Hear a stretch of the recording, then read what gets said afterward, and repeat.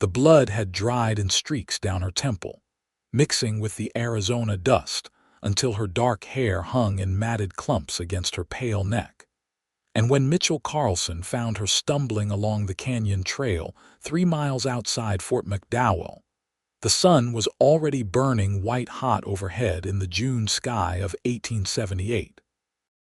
He had been tracking a mare that had broken through the fence at his ranch when he spotted her, swaying on her feet like a willow in a storm.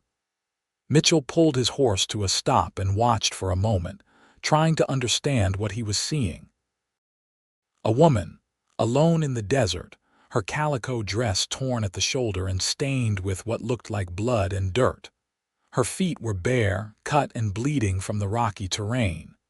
She took another step forward, then her knees buckled. Mitchell was off his horse before she hit the ground. He caught her under the arms, feeling how light she was, how her whole body trembled. Her eyes fluttered open, gray as storm clouds, and she looked at him with such raw fear that he immediately loosened his grip. "Easy now," he said quietly. "I am not going to hurt you." She tried to speak, but only a rasping sound came out. Her lips were cracked and bleeding. Mitchell reached for his canteen and held it to her mouth, letting just a few drops fall onto her tongue. She grabbed at the canteen with desperate hands, but he pulled it back gently. "Slow," he said.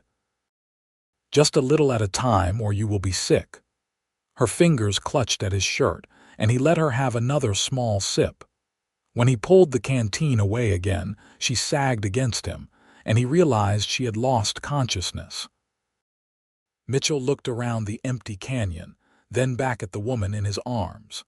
Questions crowded his mind, but they could wait. Right now, she needed water, shade, and medical attention. He lifted her onto his horse, then swung up behind her, holding her against his chest so she would not fall.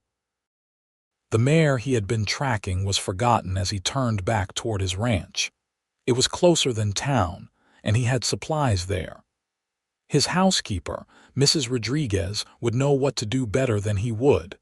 The ride back took 30 minutes, and the woman did not wake. Mitchell kept checking to make sure she was still breathing, feeling the shallow rise and fall of her chest against his arm. He studied what he could see of her face beneath the grime and blood. She was young, maybe 22 or 23.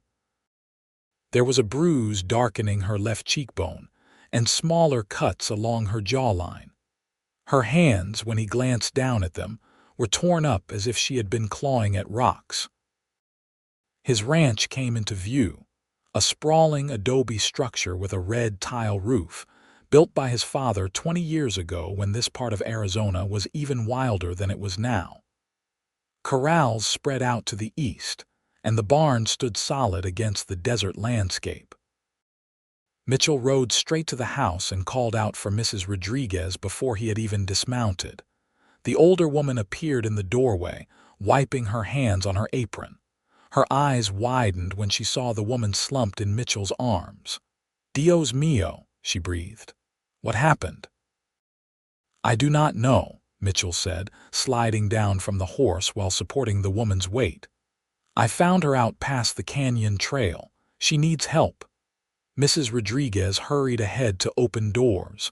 "Bring her to the guest room. I will get water and bandages." Mitchell carried the woman through the cool interior of the house, his boots echoing on the tile floors. The guest room was at the back, a small space with a single bed covered in a simple quilt. He laid her down as gently as he could, and her head rolled to the side, revealing more of the matted, blood-caked hair. Mrs. Rodriguez returned with a basin of water, clean cloths, and strips of cotton for bandages.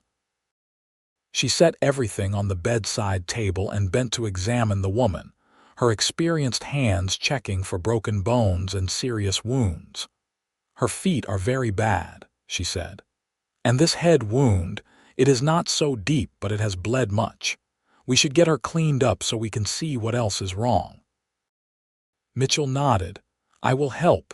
Mrs. Rodriguez gave him a long look. "This is not proper, Mr. Carlson." "I do not think she is in any state to care about proper right now," Mitchell said, "and you cannot move her on your own." The housekeeper sighed but did not argue further. Together they worked to remove the woman's torn dress, leaving her in her chemise, which was at least mostly intact.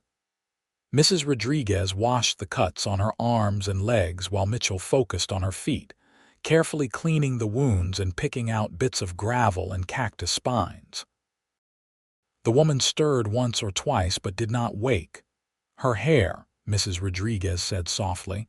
"We cannot leave it like this. The blood will make her sick if it gets infected." Mitchell looked at the matted tangles and nodded. "I will do it. You take care of those cuts." He pulled a chair close to the head of the bed and carefully lifted the woman's head onto his lap, cushioned by a folded towel. The basin of water was already turning pink from the blood they had washed away, so Mrs. Rodriguez brought fresh water and set it on the chair beside him. Mitchell had never washed a woman's hair before. He had been alone for 5 years now, ever since his wife Sarah died of fever, and the intimacy of the act felt strange and significant. But he pushed those thoughts aside and focused on the task.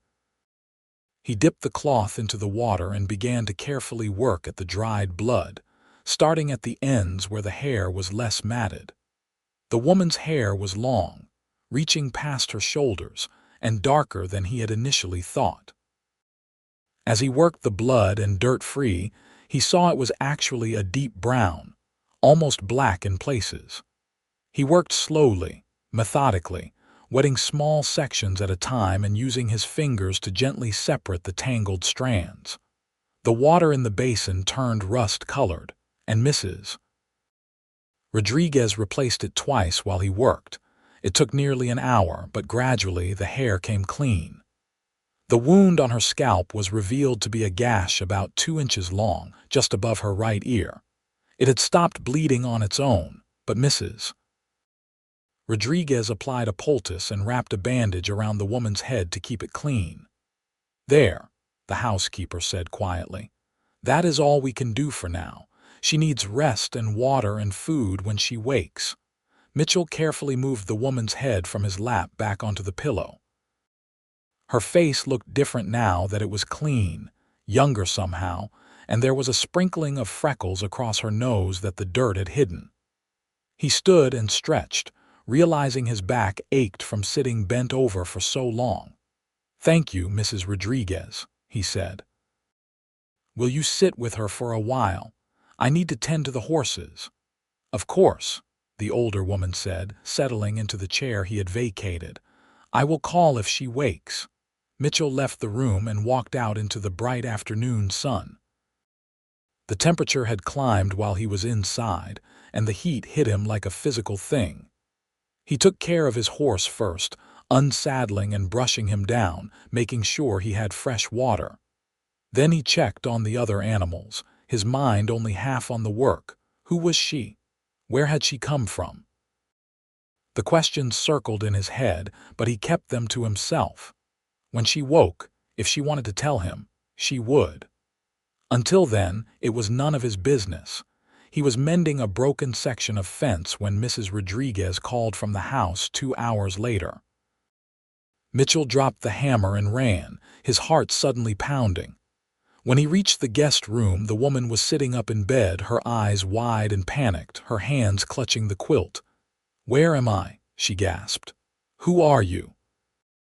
Mitchell stopped in the doorway, holding up his hands to show he meant no harm. "My name is Mitchell Carlson. You are at my ranch about 5 miles outside Fort McDowell. I found you in the desert this afternoon. You were hurt." The woman's hand went to the bandage on her head and she winced. Her gray eyes darted around the room, taking in everything, then came back to rest on his face. He could see her trying to decide if she could trust him. "You are safe here," he said quietly. "I give you my word." Mrs. Rodriguez stepped forward with a cup of water. "Drink this, dear," slowly. The woman took the cup with shaking hands and sipped. After a moment, she lowered it and looked at Mitchell again. "Thank you," she whispered, "for helping me." "Can you tell me your name?" he asked, She hesitated for so long he thought she might not answer. Then she said, Eleanor Kent. Well, Miss Kent, you are welcome to stay here as long as you need to recover. Mitchell kept his voice gentle, non-threatening. Mrs. Rodriguez will look after you. If you need anything at all, you just let us know. Eleanor's eyes filled with tears and she blinked them back fiercely. I have no money. I cannot pay you. I am not asking for payment, Mitchell said. You needed help and I was there. That is all there is to it. But I cannot just, she started. You can and you will, Mrs. Rodriguez interrupted firmly.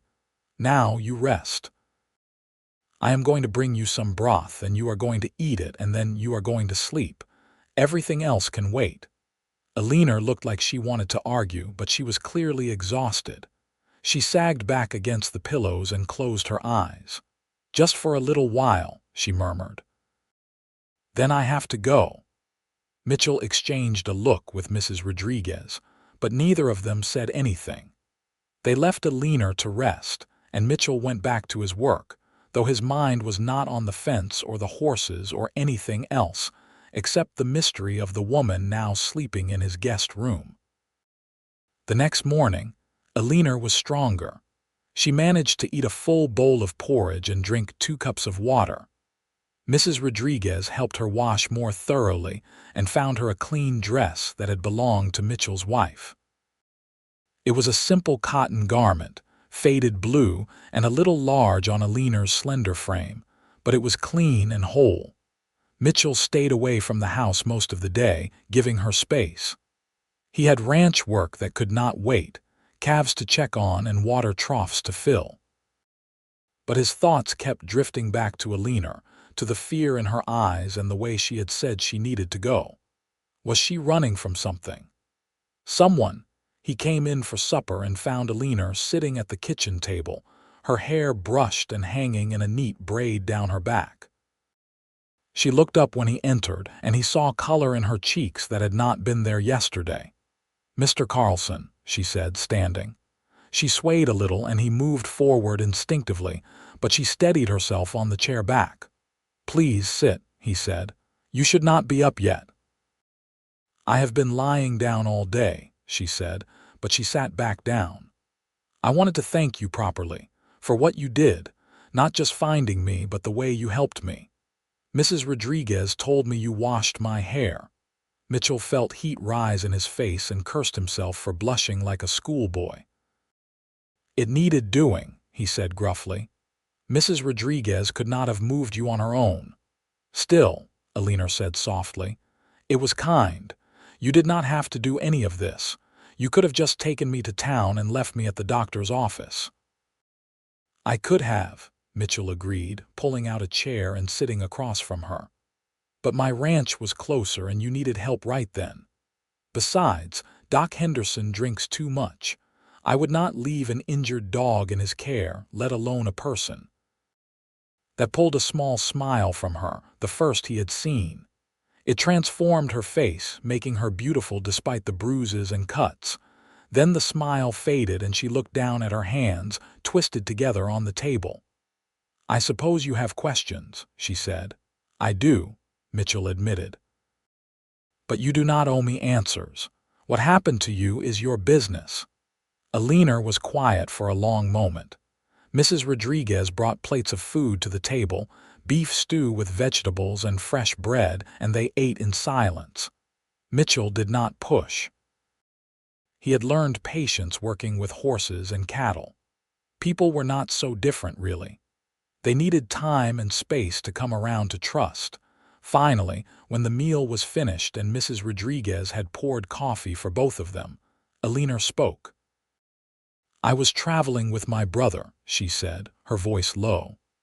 We were heading to California. He had heard there was work there, and I had nowhere else to go after our parents died last year. We were on the stage from Santa Fe when we were attacked. Bandits, I think. They shot the driver and the guard, and they made us all get out. She paused, and Mitchell saw her hands tremble around her coffee cup. He waited. They took everything, she continued. Money, jewelry, everything of value. One of them grabbed me and my brother tried to stop him. They shot him. They shot him right in front of me. I am sorry, Mitchell said quietly. Eleanor's eyes were dry, but he could see the pain in them, raw and fresh. I ran. I do not know why, I just ran. One of them came after me, hit me with something. His pistol, maybe. I fell down a slope and I think he thought I was dead because he did not follow. I hid in the rocks until night, then I started walking. I did not know where I was going, I just walked. How long were you out there? Mitchell asked. 2 days, I think, maybe 3. I lost track of time. She looked up at him, and her gray eyes were haunted. My brother is dead, Mr. Carlson. The only family I had left in the world, and he is dead. Mitchell reached across the table and covered her hand with his. It was an impulse, and he half expected her to pull away, but she did not. Instead, her fingers curled around his, holding tight. I am very sorry for your loss, he said. But you survived, Miss Kent. That counts for something. Does it? She asked bitterly. I have nothing now, no family, no money, no prospects. I cannot even go to California like we planned. You have time, Mitchell said. You can stay here until you figure out what you want to do next. I have plenty of room and Mrs. Rodriguez appreciates the company. I cannot impose on you like that, Eleanor protested. It is not an imposition, Mitchell said. He realized he was still holding her hand and reluctantly let go. Look, Miss Kent, I know you do not know me from Adam, but I give you my word I will not do anything to make you uncomfortable. You are safe here. Stay as long as you need. Eleanor studied his face for a long moment, then nodded slowly. A week, she said. I will stay for a week and then I need to find work somewhere. I can cook and clean and sew. Someone in Fort McDowell will need help. A week then, Mitchell agreed, though he suspected it would be longer than that before she was healed enough to work. Over the next several days, Eleanor grew stronger. Her feet healed enough that she could walk without wincing, and the bruises on her face faded from purple to green to yellow. Mitchell found excuses to be around the house more than usual, checking on this or that, and he noticed that Eleanor seemed to relax more each day. She helped Mrs. Rodriguez with the cooking and the housework, though the older woman scolded her for doing too much too soon. Mitchell would come in from working with the cattle to find Eleanor kneading bread dough or hanging laundry to dry in the sun. She moved with a quiet grace, and he found himself watching her more than he should. One evening, about 10 days after he had found her, Mitchell was sitting on the porch watching the sunset when Eleanor came out and sat in the chair beside him. She had a cup of tea in her hands, and for a few minutes, they just sat in comfortable silence. I have been thinking, Eleanor said finally, about what I should do next. Mitchell felt something tighten in his chest, but he kept his voice neutral. And what have you decided? Mrs. Rodriguez told me there is a boarding house in Fort McDowell run by a widow named Mrs. Patterson. She said Mrs. Patterson is always looking for help. I thought I might go into town tomorrow and speak with her. I can take you, Mitchell said immediately. I need to pick up supplies anyway. Eleanor smiled. Thank you. You have been very kind to me, Mr. Carlson, both you and Mrs. Rodriguez. I do not know how I can ever repay you. You do not need to repay anything, Mitchell said. He hesitated, then added, but I will miss having you here. The house has felt different with you in it. Livelier. Eleanor turned to look at him, and in the fading light her eyes were soft. I will miss being here, she admitted. It feels safe, peaceful. I have not felt that way in a very long time. Then why leave? The question came out before Mitchell could stop it. Because I cannot stay here forever, Eleanor said gently. You have been generous beyond measure, but I need to make my own way. I need to feel like I am not just a burden. You are not a burden, Mitchell said firmly. And if you wanted to stay, you could earn your keep. Mrs. Rodriguez is getting older, and she could use the help with the house. I could pay you wages, same as any hired hand." Eleanor was quiet for a long moment. "Are you offering me a job, Mr. Carlson?" "I suppose I am," Mitchell said.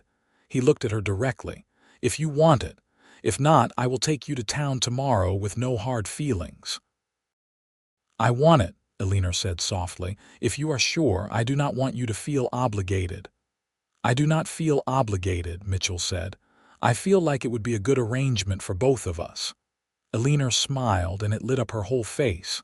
"Then yes, I accept your offer." They shook hands on it, and Mitchell tried to ignore the way his heart sped up when her palm pressed against his. This was a business arrangement, he told himself. Nothing more. But even as he thought it, he knew he was lying to himself.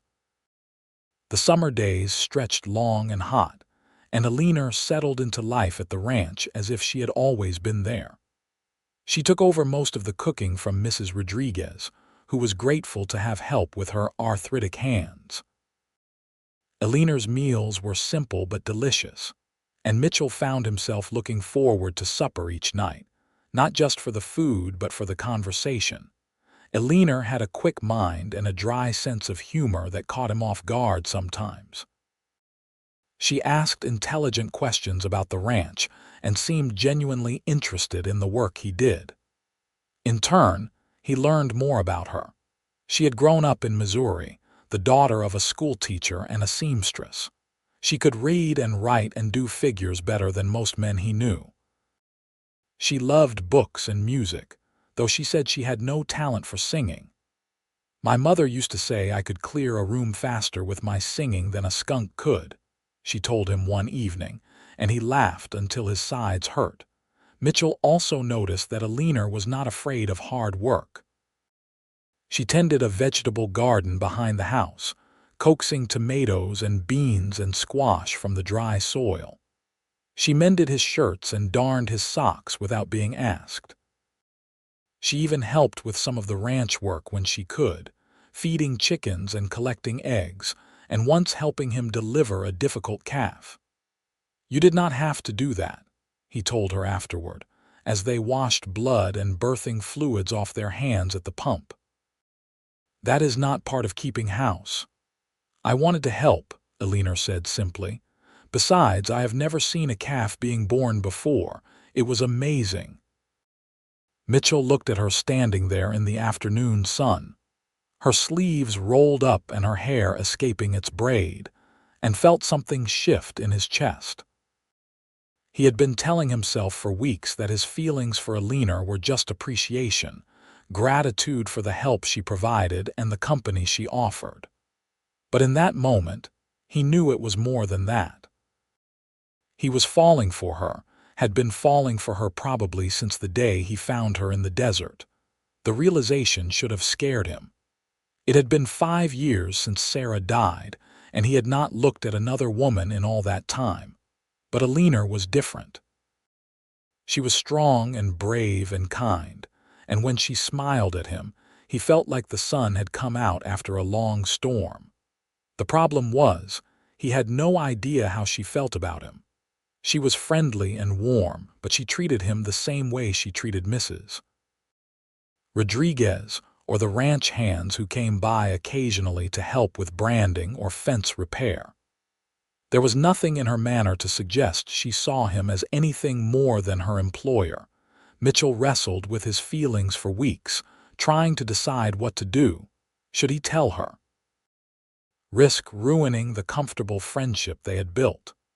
Or should he keep silent and accept that she would eventually leave, maybe to marry some merchant in town or move on to California like she had originally planned? The decision was taken out of his hands one hot August afternoon when 3 men rode up to the ranch house. Mitchell was working on the water pump, and Eleanor was hanging laundry. He heard the horses and looked up, immediately wary. Strangers were not uncommon, but there was something about these 3 that set his instincts on edge. They were rough-looking men, unshaven and dusty, with hard eyes and guns worn low on their hips. The one in front, A tall man with a scar running down his left cheek looked around the ranch with an appraising eye that Mitchell did not like at all. "Afternoon," the man said. "We are looking for water for our horses." "Well is over there," Mitchell said, pointing. He did not offer the house or invite them to sit. Something about these men made the hair on the back of his neck stand up. The scarred man nodded and dismounted, and the other two followed.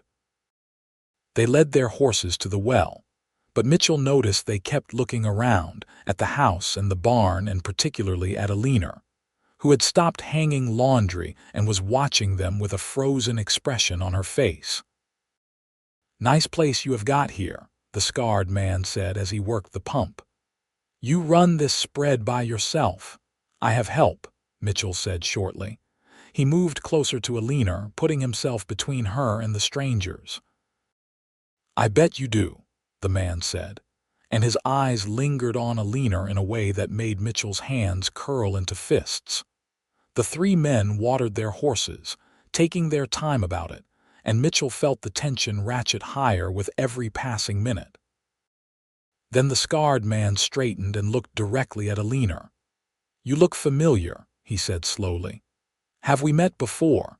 Eleanor went pale, and Mitchell saw her hands tremble. She did not answer, just shook her head mutely. The scarred man took a step toward her, his eyes narrowing. "Yeah, I know you. You were on that stage we stopped back in June. You are the one who ran." Mitchell moved in front of Eleanor completely, his hand dropping to the pistol at his hip. "I think you gentlemen should finish watering your horses and move on." The scarred man grinned, showing yellowed teeth. "Or what, cowboy? There are 3 of us and one of you." "2 of us," Eleanor said, stepping out from behind Mitchell. Her voice was steady despite the fear in her eyes. "And Mr. Carlson is a very good shot." The scarred man laughed. "I bet he is. But we are not here for trouble. We just wanted to water our horses." He swung back into the saddle, and the other 2 followed suit. "Though it is interesting to see where you ended up, girl. Your brother put up a real fight trying to protect you. Shame how that turned out." Eleanor made a small, choked sound, and Mitchell stepped forward, his hand on his gun. "Get off my property. Now." The scarred man held up his hands in mock surrender. We are going, but you might want to watch your back, cowboy. These are dangerous times." Never know what might happen to a pretty little ranch out here in the middle of nowhere. They rode off, and Mitchell watched until they disappeared over the ridge. Then he turned to Eleanor, who was shaking so hard her teeth chattered despite the heat. "Come inside," he said gently, taking her arm. "It is all right, they are gone." But Eleanor shook her head. "No, it is not all right. They found me, Mitchell. They know where I am, and they will come back. Men like that always come back." It was the first time she had called him by his first name, and under other circumstances, he would have been pleased. But right now, he was too focused on the fear in her voice and the very real threat those men represented. "Then we will be ready for them," he said. "But right now, you need to sit down before you fall down." He led her into the house, and Mrs. Rodriguez took one look at Eleanor's face and immediately started fussing over her, bringing water and a cool cloth. Mitchell went back outside and checked his weapons, making sure his rifle was loaded and his pistol had fresh ammunition. Then he walked the perimeter of the ranch, looking for any sign that the men had come back or were watching from a distance. He did not see anything, but that did not make him feel better. Those men were dangerous, and they clearly had unfinished business with Eleanor. Mitchell knew their type. They were the kind who took what they wanted and did not leave witnesses. The fact that Eleanor had survived their attack on the stage made her a loose end, and men like that did not like loose ends. That night, Mitchell sat on the porch with his rifle across his knees, watching the darkness. Eleanor came out around midnight, wrapped in a shawl despite the warm night air. "You should be sleeping," Mitchell said. "So should you," Eleanor replied. She sat in the chair beside him. Mitchell, I am so sorry. I have brought trouble to your door. Those men, they are dangerous. I should leave. If I go into town or head somewhere else, they will not bother you." "You are not going anywhere," Mitchell said firmly. "If you leave, they will just follow you, and you will be alone and unprotected. At least here I can help keep you safe." "Why would you do that?" Eleanor asked, her voice breaking. "Why would you risk yourself for me? You do not even really know me." Mitchell turned to look at her, and in the moonlight he could see tears on her cheeks. He reached over and gently wiped them away with his thumb. "I know you well enough," he said softly. "I know you are brave and kind, and you work harder than anyone I have ever met. I know you love books and hate singing, and you make the best apple pie I have ever tasted. I know that when you smile, it makes everything else seem less important. And I know that I would rather die than let those men hurt you." Eleanor stared at him, her lips parted in surprise. "Mitchell, I do not understand." "I am saying that I care about you, Eleanor," Mitchell said. His heart was pounding, but now that he had started, he could not stop. "More than I should, probably, considering you work for me and you have only been here a few months. But I cannot help it. When I am with you, I feel alive in a way I have not felt in years. And the thought of those men coming back and taking you away, it makes me want to burn the whole desert down." "Mitchell," Eleanor whispered. She reached out and took his hand, threading her fingers through his. "I care about you too. I have for weeks now, but I did not think you felt the same way. You have been so proper, so careful not to make me uncomfortable." "Because I did not want to take advantage," Mitchell said. "You have been through hell, Eleanor. I did not want you to feel like you owed me anything or like you had to return feelings you did not have." "I do have them," Eleanor said. She leaned closer, and he could smell the lavender soap she used in her hair. "I think I started falling for you the day you washed the blood out of my hair and did not ask me a single question. You just helped me, no expectations, no demands. Do you have any idea how rare that is?" Mitchell cupped her face in his hands, his thumbs tracing the line of her jaw. "Eleanor Kent, I am going to kiss you now. If you do not want me to, you better say so." "I want you to," Eleanor breathed. He kissed her then, soft and gentle, and felt her hands come up to rest on his chest. She tasted like the tea she had been drinking and something sweeter, something that was just her. The kiss deepened, and Mitchell pulled her closer, feeling the warmth of her body against his. When they finally broke apart, both of them were breathing hard. "Well," Eleanor said, her eyes bright. "That was worth waiting for." Mitchell laughed, feeling lighter than he had in years. "Stay with me, Eleanor, not as a housekeeper or hired help. Stay with me as my partner, my companion. Eventually, if you are willing, as my wife." Eleanor smiled, and it was like the sun coming up. "Yes," she said simply. "Yes to all of it." They sat together on the porch for the rest of the night, talking in low voices and stealing kisses when the mood struck them. Mitchell kept his rifle close, but for the moment, the threat of the bandits seemed distant. All that mattered was Eleanor in his arms and the future they were planning together. But the threat was not as distant as he hoped. 3 nights later, the bandits came back.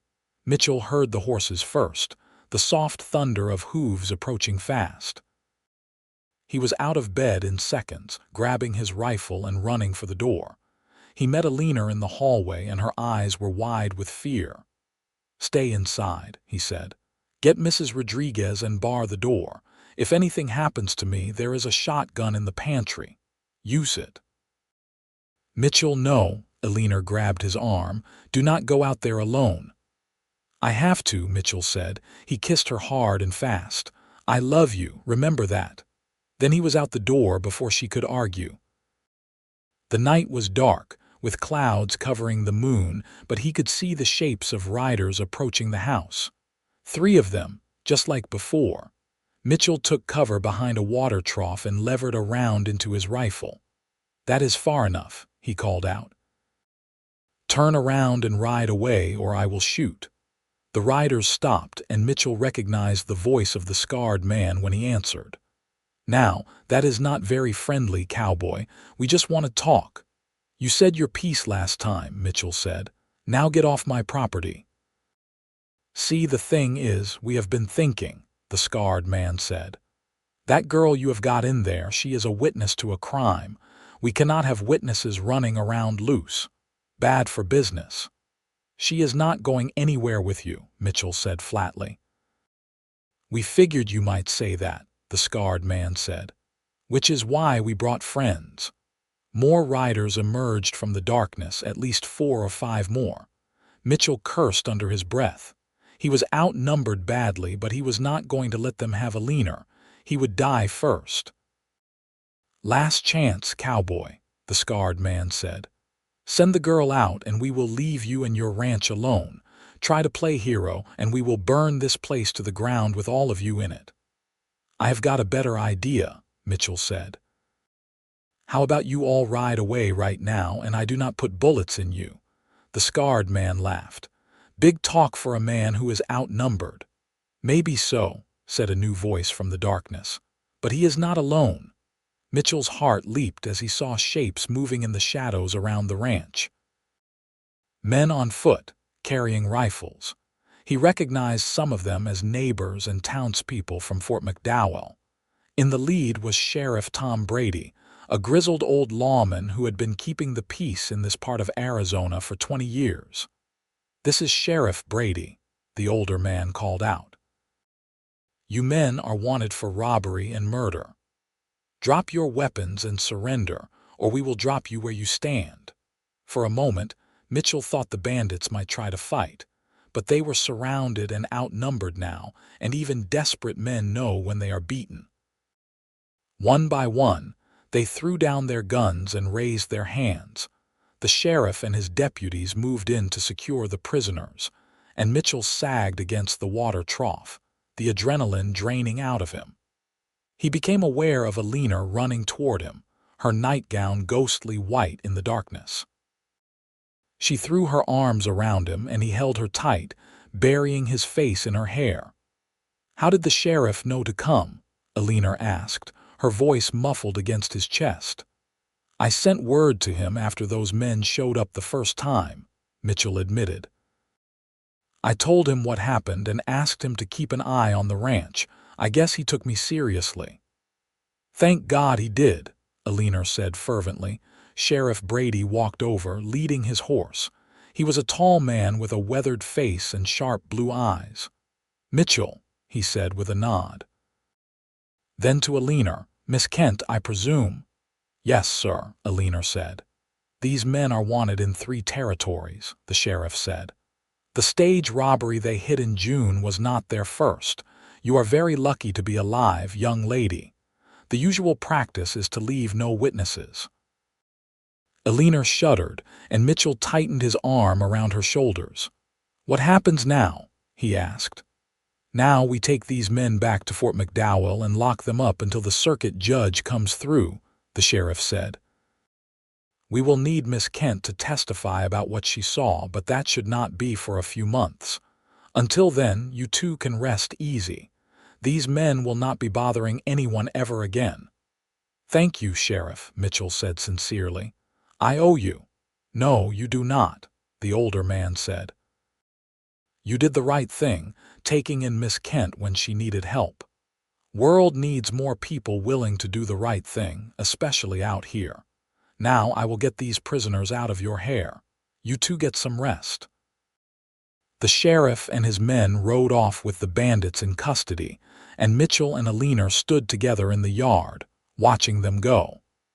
When the last rider disappeared over the ridge, Eleanor turned to him. "You sent for the sheriff after those men came the first time," she said. "You knew they might come back and you prepared for it. You protected me." "I told you I would," Mitchell said simply. "You did," Eleanor agreed, "and you kept your word. Mitchell Carlson, I love you." He kissed her then, long and deep, pouring all his relief and love and hope for the future into it. When they finally broke apart, the first light of dawn was touching the eastern horizon, painting the desert in shades of gold and pink. "We should go inside," Eleanor said. "Mrs. Rodriguez is probably worried sick." They walked back to the house hand in hand, and Mitchell knew that everything had changed. The threat that had hung over them was gone, and the future stretched out bright and full of promise. He had found Eleanor broken and bleeding in the desert, and she had somehow found a way to heal his lonely heart in return.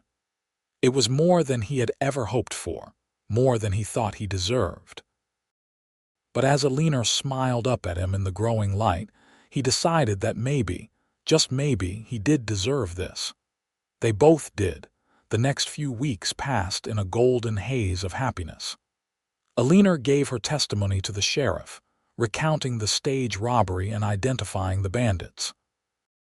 It was difficult for her to relive those memories, but Mitchell was with her every step of the way, holding her hand and offering silent support. The sheriff assured them that the men would hang for their crimes, and while Eleanor found no joy in that fact, she did find a measure of peace knowing they would not hurt anyone else. With the danger past, Mitchell and Eleanor were free to focus on building their life together. Mitchell formally asked her to marry him, getting down on one knee in the parlor while Mrs. Rodriguez watched with tears in her eyes. Eleanor said yes, laughing and crying at the same time, and they set a date for October when the worst of the summer heat would be past. They were married on a crisp autumn day with clear blue skies and a hint of coolness in the air that promised winter was coming. The ceremony took place at the small church in Fort McDowell, with half the town in attendance. Eleanor wore a dress of cream-colored silk that Mrs. Rodriguez had helped her sew, and she carried a bouquet of wildflowers that Mitchell had picked that morning. When the preacher asked Mitchell if he would take Eleanor to be his lawfully wedded wife, he said, "I do," in a voice that rang clear and strong through the church. The kiss they shared after the vows sealed was everything Mitchell had hoped for and more. When they pulled apart, Eleanor was blushing and smiling, and the congregation erupted in applause. They walked back down the aisle together as man and wife, and Mitchell felt like the luckiest man alive. The reception was held at the ranch, with tables set up in the yard and food provided by seemingly everyone in the county.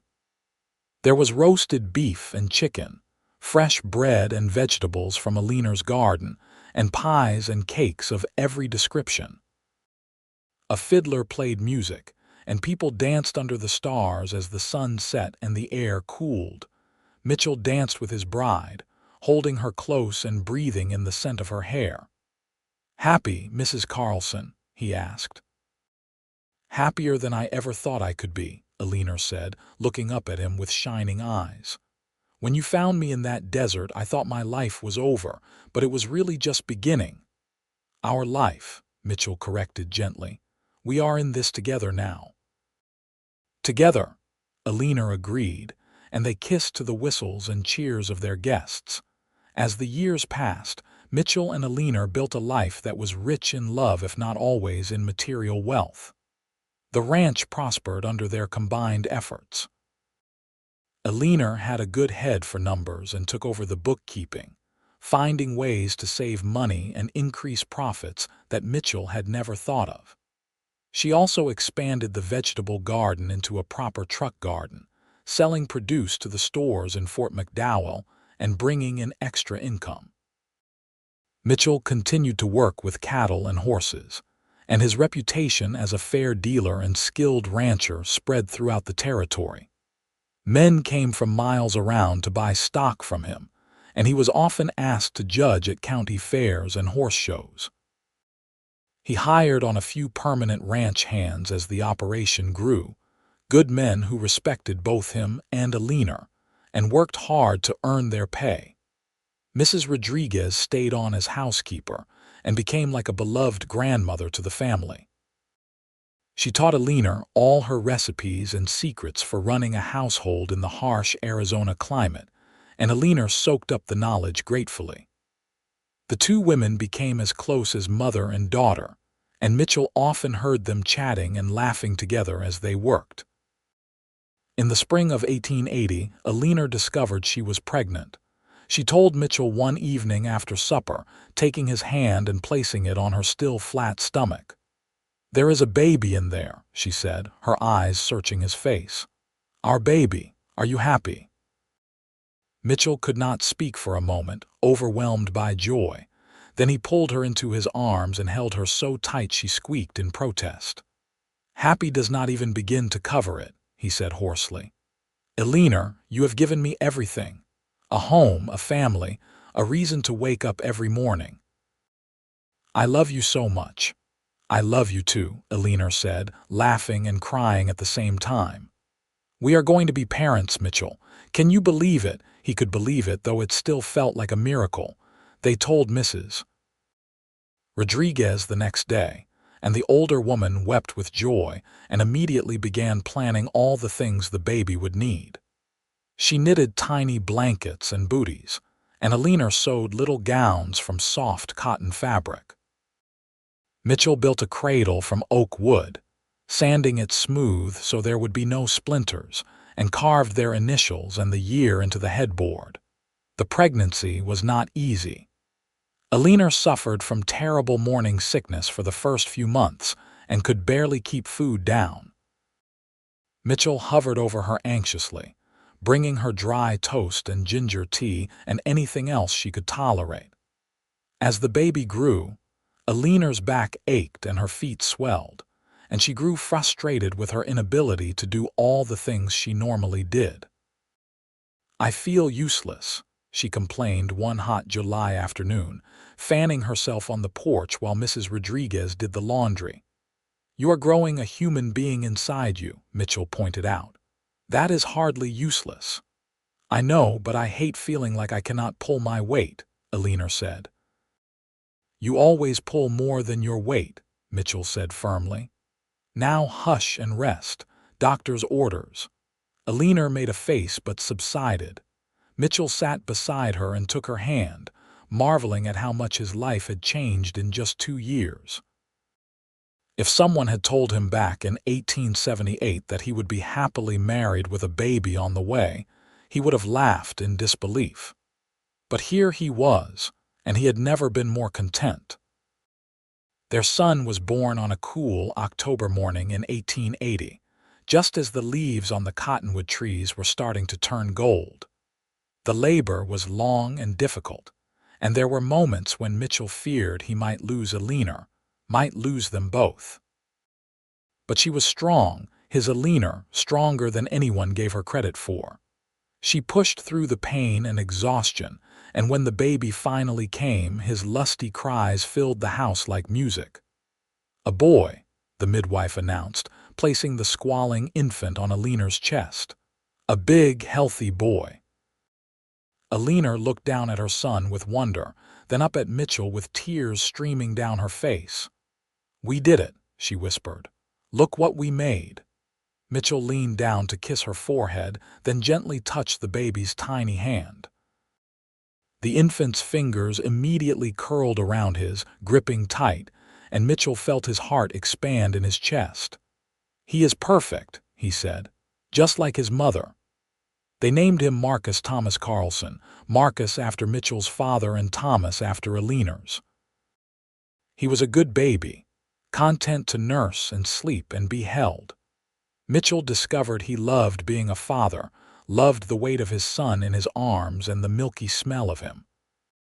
He would sit on the porch in the evenings, rocking Marcus and singing old songs his own father had sung to him, and feel completely at peace. Eleanor took to motherhood with the same determination she brought to everything else.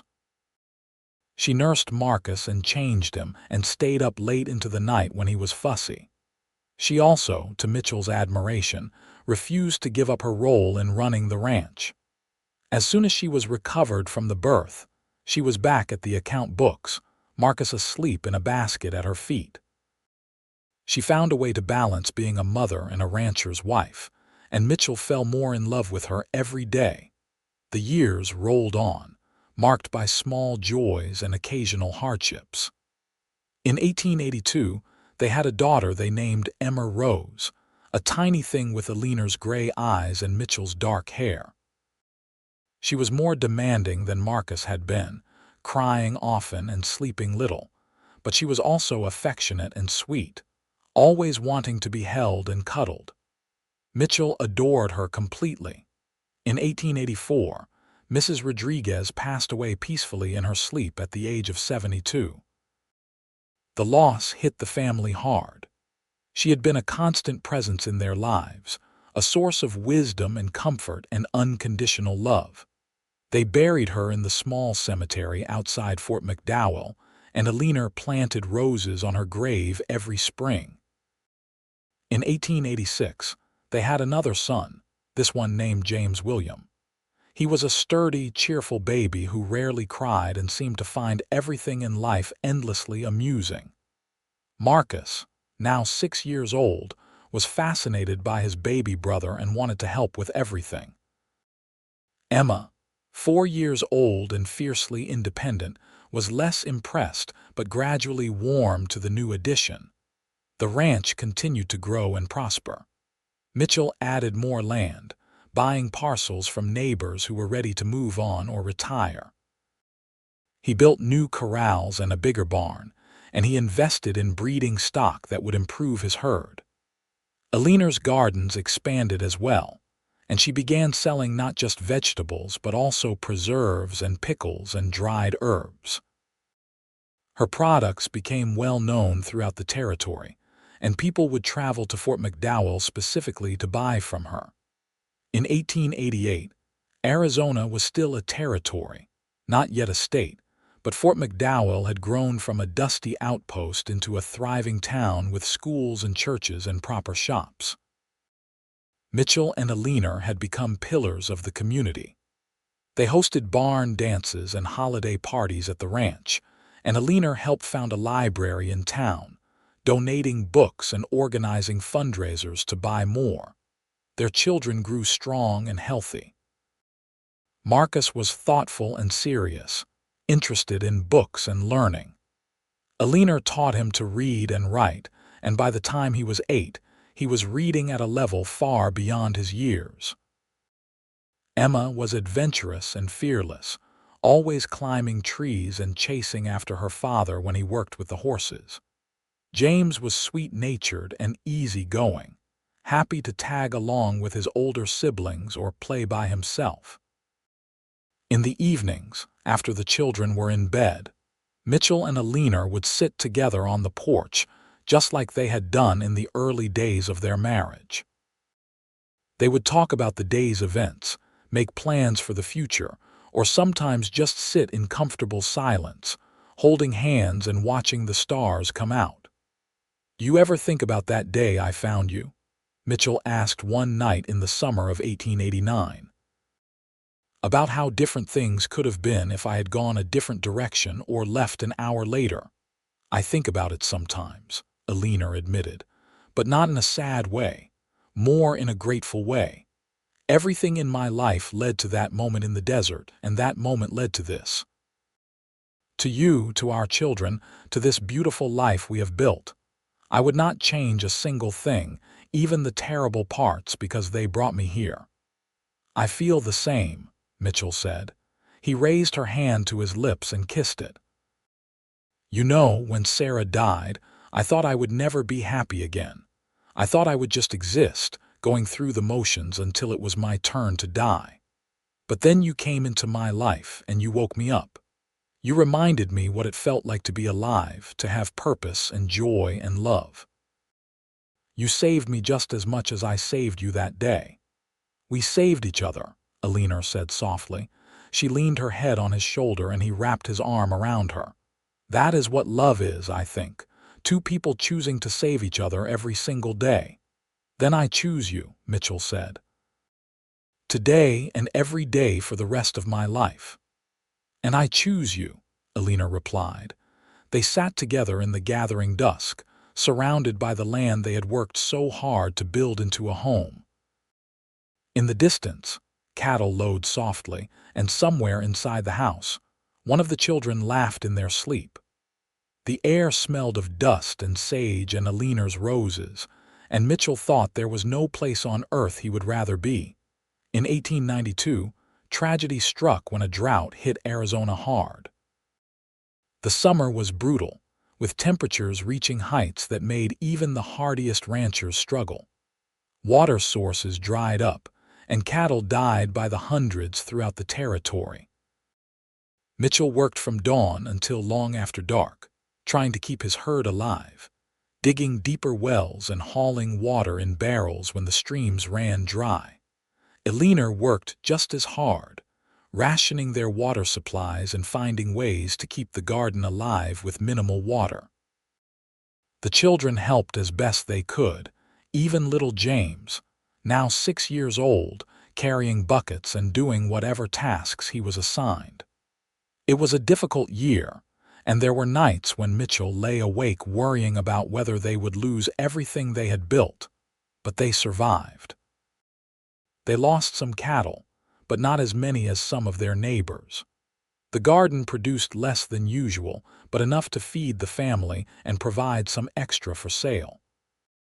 And when the rains finally came in September, breaking the drought, Mitchell stood in the yard with his face turned up to the sky, letting the water wash over him and thanking God for the reprieve. Eleanor came to stand beside him, equally soaked, and they looked at each other and started laughing. The children ran out to join them, dancing in the rain and splashing in the puddles that formed in the yard. It was a moment of pure joy after so much hardship, and Mitchell knew they would remember it always. The ranch recovered from the drought, and the next few years were good ones. Mitchell continued to improve the property and the herd, and Eleanor's business ventures expanded. In 1894, she opened a small shop in Fort McDowell, selling her preserves and pickles along with baked goods and other items. It was successful from the start, and she hired 2 local women to help run it, providing them with much-needed income. Marcus, now 14, began helping more with the ranch work. He was tall for his age and strong, and he had inherited his father's way with horses. Mitchell taught him everything he knew, and the boy soaked it up eagerly. Emma, 12, helped her mother with the shop and the house, though she still found time to ride and explore. She had her mother's head for business and her father's love of the land. James, 10, was interested in everything and bounced between helping his father and his mother and spending hours reading in the library Eleanor had helped establish in town. In 1896, they welcomed their 4th child, a daughter they named Catherine Ann. She was a surprise, as Eleanor had thought her childbearing years were over at 39, but a welcome one. Catherine was a placid, observant baby who seemed to take in everything around her with wide, curious eyes. The older children doted on her, and Eleanor joked that the baby would be spoiled rotten with so much attention. As the century drew to a close, Mitchell reflected on the incredible journey his life had been. He was 52 years old now, his hair more gray than brown, his face lined from years of sun and wind. But he was healthy and strong, and he had a family he loved and a ranch that was respected throughout the territory. Eleanor, at 40, was as beautiful to him as she had been the day he first saw her, even bloodied and nearly dead in the desert. She had laugh lines around her eyes now, and her hair was threaded with silver, but her spirit was as strong as ever. She still worked harder than anyone he knew, still found joy in the simple pleasures of life, still made him feel like the luckiest man alive every time she smiled at him. On New Year's Eve of 1899, they hosted a party at the ranch to celebrate the turn of the century. The whole town seemed to show up, crowding into the house and yard, eating and drinking and dancing to fiddle music. As midnight approached, Mitchell found Eleanor in the kitchen, taking a rare, quiet moment. "There you are," he said, wrapping his arms around her from behind. "I was looking for you." "Just catching my breath," Eleanor said, leaning back against him. "It is quite a party out there." "It is," Mitchell agreed. "A new century, Eleanor. Can you believe it? 1900. We have lived through so much, seen so many changes." "We have," Eleanor said, "and we will see more, I imagine. The world keeps turning, keeps changing. But as long as I have you, I can face whatever comes." "You will always have me," Mitchell promised. He turned her in his arms so he could look at her face. "I love you, Eleanor Carlson. Thank you for making my life an adventure." "I love you too," Eleanor said. "Thank you for saving me all those years ago, for washing the blood from my hair and not asking questions, for giving me time to heal and space to find myself, for loving me exactly as I am." "Always," Mitchell said. They kissed as the clock struck midnight and the cheers of their guests rose around them, welcoming in a new century full of promise and possibility. The early years of the new century brought continued prosperity and happiness to the Carlson family. Marcus, now a young man of 20, took on more responsibility for running the ranch. He had his father's steady temperament and his mother's sharp mind, and Mitchell knew the ranch would be in good hands when he eventually passed it on. In 1901, Marcus married a young woman named Sarah Jones, the daughter of a banker from Phoenix. Eleanor welcomed her new daughter-in-law warmly, and Sarah proved to be a good match for Marcus, practical and hardworking with a gentle sense of humor. Emma, at 18, showed no interest in settling down. She helped her mother run the shop in town and talked about maybe opening another shop in Phoenix or Tucson someday.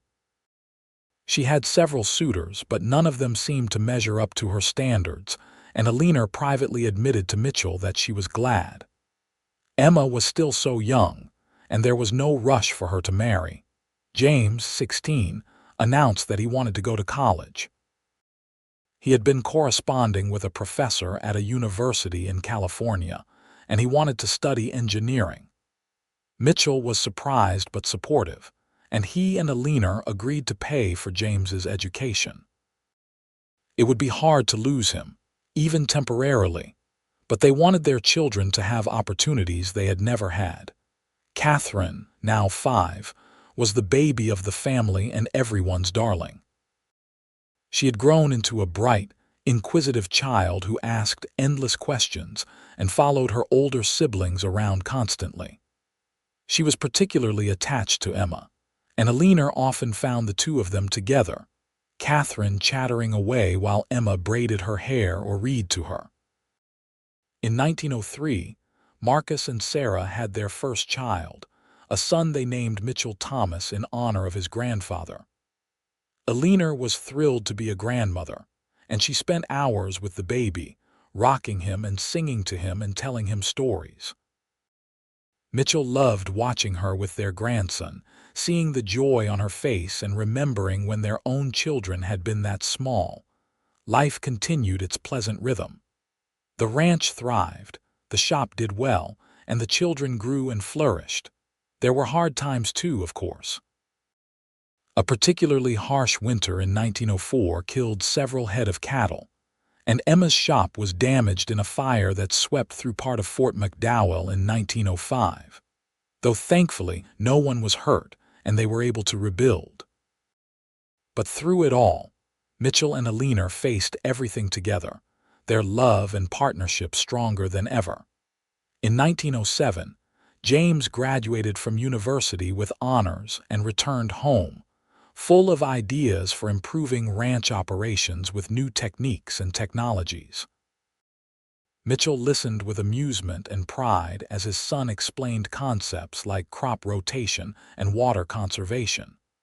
Some of the ideas were impractical for their situation, but others had merit, and Mitchell gave James free rein to implement what he thought would work. Emma finally met someone who captured her interest in 1908. He was a lawyer from Tucson named Robert Franklin, intelligent and ambitious with a quick wit that matched Emma's own. They courted for a year before marrying in a simple ceremony at the ranch.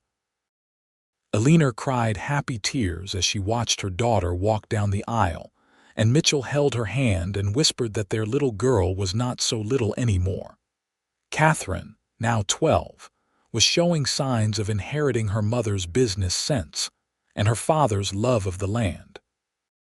She helped out wherever she was needed, from the ranch to the shop to the house, and she did everything with cheerful efficiency. She announced that she was never getting married. She was going to stay with her parents forever and run the ranch with them, which made both Mitchell and Eleanor laugh even as their hearts squeezed with love for her. In 1910, Mitchell turned 62 and Eleanor turned 50. They celebrated with a big party at the ranch, surrounded by their children and grandchildren and friends from throughout the territory. Arizona was still not yet a state, though statehood was being debated in Congress.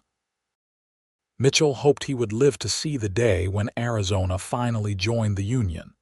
As they sat together that evening, watching their family and friends dance and celebrate under the stars, Eleanor squeezed Mitchell's hand.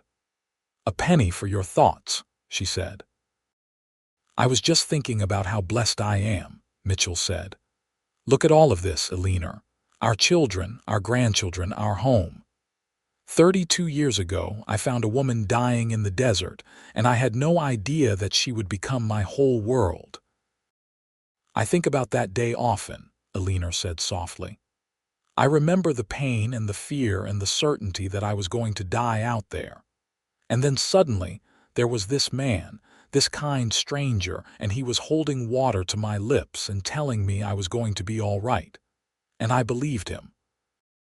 I do not know why, but I believed him." "I am glad you did," Mitchell said. "So am I," Eleanor said. "Mitchell, I have loved every day of our life together, even the hard days, the days when we struggled and worried and did not know if we would make it through. Because we always made it through together. That is the gift you gave me that day in the desert. Not just your help, not just your kindness, but the promise that I would never be alone again. And you have kept that promise every single day."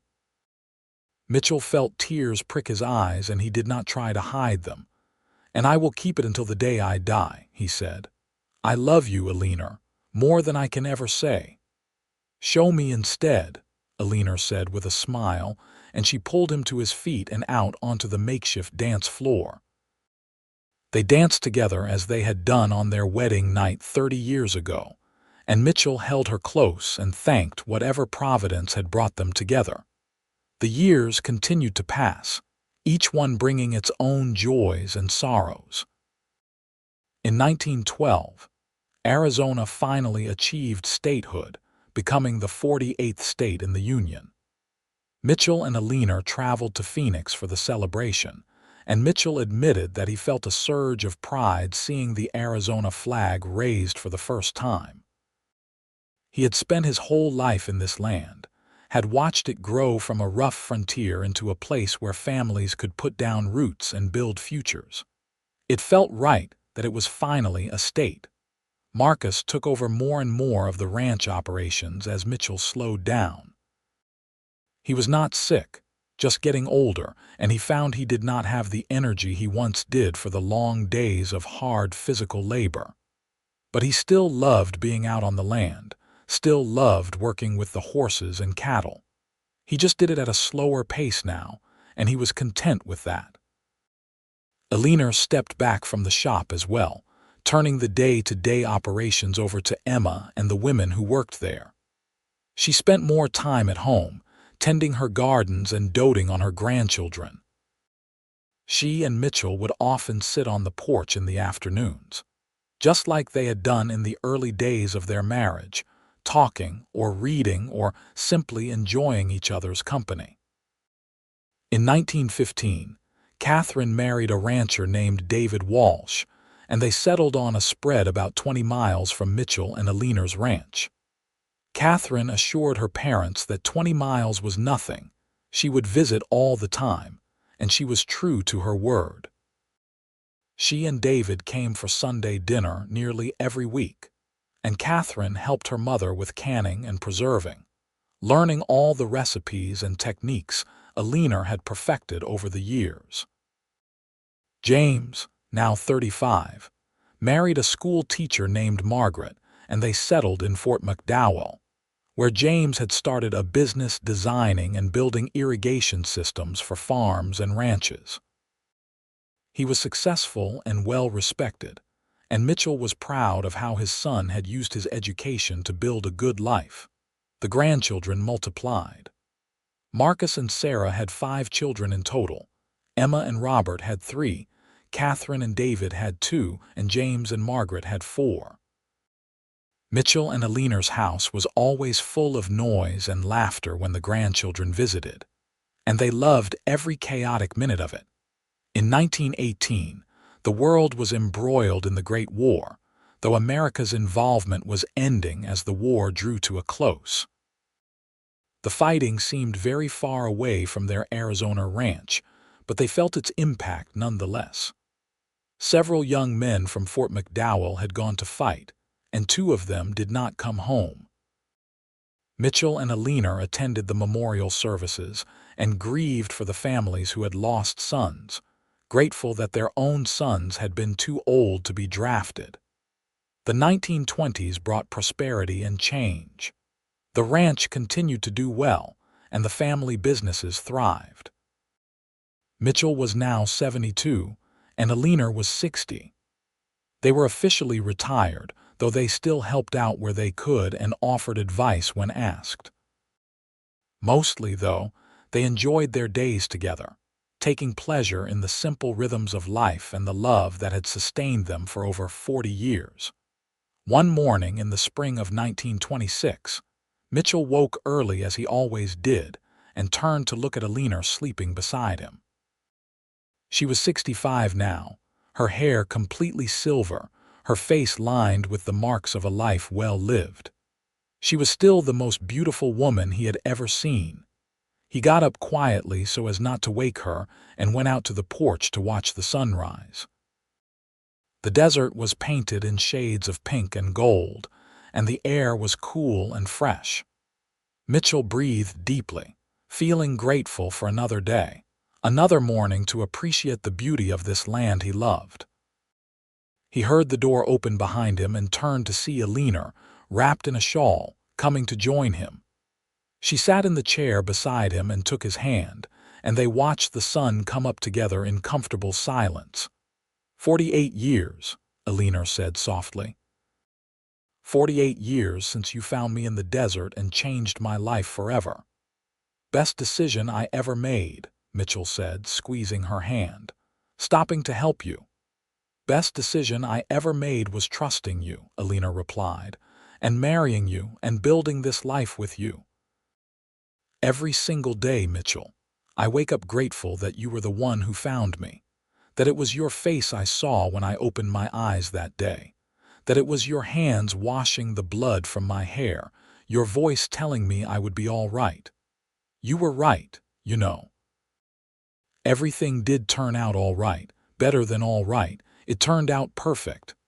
Not perfect, Mitchell said with a gentle smile. We have had our share of troubles and hard times, but we faced them together and that made all the difference. Together, Eleanor agreed. She leaned her head on his shoulder and he wrapped his arm around her. Always together. They sat and watched the world wake up around them, the desert coming to life with the sunrise. In the corrals, horses whinnied and cattle lowed. Somewhere in the house, they heard movement as Marcus and his family, who were staying with them this week, began to stir. Soon there would be breakfast to make and grandchildren to entertain, and a dozen small tasks to complete.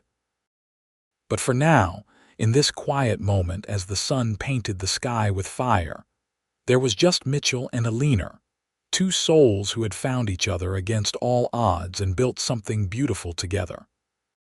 A love story that had started with blood and dirt and fear had transformed into a lifetime of partnership, joy, and devotion. Mitchell thought back to that day in 1878 when he had found Eleanor stumbling through the canyon, hurt and desperate and alone. He thought about how easily he could have missed her, could have taken a different path or been looking the other way. He thought about all the small moments and decisions that had led them both to that place and time, and how grateful he was for every single one. "What are you thinking about?" Eleanor asked, looking up at him. "You," Mitchell said simply. "Always you." Eleanor smiled, and in that smile he saw everything. Their whole life together, every laugh and tear, every triumph and struggle, every ordinary day and extraordinary moment. He saw their children and grandchildren, the ranch they had built, the community they had helped create. He saw 48 years of love condensed into a single perfect expression. "I love you," he said. "I love you too," Eleanor replied. "Until the end of time." And as the sun rose fully over the Arizona desert, painting their world in light and warmth, Mitchell knew that whatever time they had left, whether it was days or years, they would face it the same way they had faced everything else. Together, with love and courage, and the unshakable bond they had forged all those years ago when a cowboy stopped to help a woman in need and found his heart's home in the process. Their story, which had begun with such pain and uncertainty, had become a testament to the power of kindness, the resilience of the human spirit, and the transformative nature of love. And if Mitchell had any say in it, it would continue to be a story of love and partnership until the very last page, until the very last breath, until forever. The years that followed continued to be full and rich. In 1928, Mitchell and Eleanor celebrated their 50th wedding anniversary with a huge party attended by what seemed like half of Arizona. Their children and grandchildren organized the event, and as Mitchell stood surrounded by his family, he felt overwhelmed with gratitude for the abundance of his life. In the spring of 1931, Mitchell fell ill with pneumonia. It was a frightening few weeks, with Eleanor barely leaving his bedside, holding his hand and talking to him even when he was too weak to respond. But he fought his way back, driven by the determination not to leave her. Not yet, not when there were still mornings to watch the sunrise together and grandchildren to spoil and years left to love her. When he finally recovered enough to sit up and take solid food, the first thing he said was, "I am not done with you yet, Eleanor Carlson." She laughed through her tears and kissed him. "Good, because I am not done with you either." They had 7 more years together after that, 7 precious years of quiet companionship and deep contentment. They watched their grandchildren grow and have children of their own, making them great-grandparents. They saw the ranch continue to prosper under Marcus's capable management. They saw Emma open 2 more shops, James's irrigation business expand throughout the state, and Catherine become a leader in the local ranching community. In 1938, Mitchell turned 90 years old. He was frail now, his body worn out from a lifetime of hard work and the simple passage of time. But his mind was sharp, and his love for Eleanor burned as bright as ever. On his birthday, surrounded by 4 generations of family, he looked at Eleanor and said, "60 years, my love. 60 years of marriage, and I would do it all again in a heartbeat." "So would I," Eleanor said, her voice thick with emotion. "Every single day, Mitchell Carlson. I would choose you every single day." That winter was mild, but Mitchell did not make it to spring. He passed away peacefully in his sleep on a cold February night, with Eleanor beside him as she had been for 6 decades. She held his hand as he took his last breath, and she whispered that she loved him, would always love him, and she would see him again someday. The funeral was held at the ranch, and it seemed like everyone in Arizona came to pay their respects. Mitchell Carlson had been a pillar of the community, a man known for his integrity and kindness and the deep love he had for his family. He was laid to rest in the cemetery outside Fort McDowell under a simple headstone that read, Mitchell Thomas Carlson, 1848–1938. Beloved husband, father, and grandfather. He lived with honor. Eleanor lived for another 5 years after Mitchell's death. They were lonely years in many ways, as she navigated life without her partner for the first time in 6 decades. But she was surrounded by love, with her children and grandchildren and great-grandchildren checking on her constantly, making sure she was never truly alone. She stayed in the ranch house, refusing all suggestions that she move in with one of the children. This was her home, the place she had built with Mitchell, and she would not leave it. She spent her days tending her gardens, writing letters to family, and sitting on the porch in the evenings, remembering. Sometimes she would talk to Mitchell as if he were still there, telling him about the grandchildren and the state of the ranch and the small dramas of everyday life. Her children worried that she was losing her mind, but Eleanor knew better. Mitchell was not really gone. He was in every board of the house they had made together, in every tree she had planted, in the faces of their children and grandchildren. He was in her heart, and he would always be there. On a warm June morning in 1943, Eleanor woke early and went out to the porch as she had done thousands of times before. She sat in her favorite chair and looked out at the desert, painted gold by the rising sun. She thought about the day Mitchell had found her, 65 years ago, bloody and broken and certain she was going to die. She thought about how he had helped her without asking for anything in return, how he had given her time and space to heal, how he had looked at her with love even when she was at her worst. She thought about their wedding day and the birth of each of their children and the countless quiet moments in between. She thought about the hard times they had weathered together and the joyful times they had celebrated. She thought about the feel of his hand in hers, the sound of his laugh, the way he looked at her like she was the most precious thing in the world. "I am coming, Mitchell," she whispered to the dawn. "Wait for me just a little longer." Catherine found her there an hour later, slumped peacefully in her chair with a small smile on her face. Eleanor Kent Carlson had passed quietly, looking out at the land she loved, ready to be reunited with the man who had saved her life and captured her heart so many years ago. She was buried beside Mitchell, and her headstone read, Eleanor Kent Carlson, 1853–1943. Beloved wife, mother, and grandmother. She lived with grace. The ranch stayed in the family for generations after that, passed down through Marcus's line and then to his children and grandchildren. The house was preserved and maintained, and the porch where Mitchell and Eleanor had spent so many evenings together became a favorite spot for each new generation.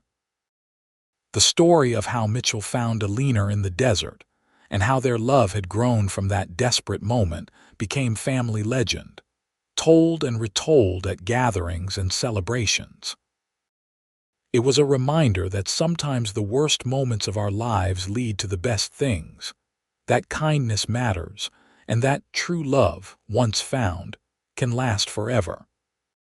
And if sometimes, on quiet mornings when the sun is just rising over the desert, people claim to see 2 figures sitting together on that old porch, well, no one in the family doubts it for a moment, because Mitchell and Eleanor's love story did not end with death.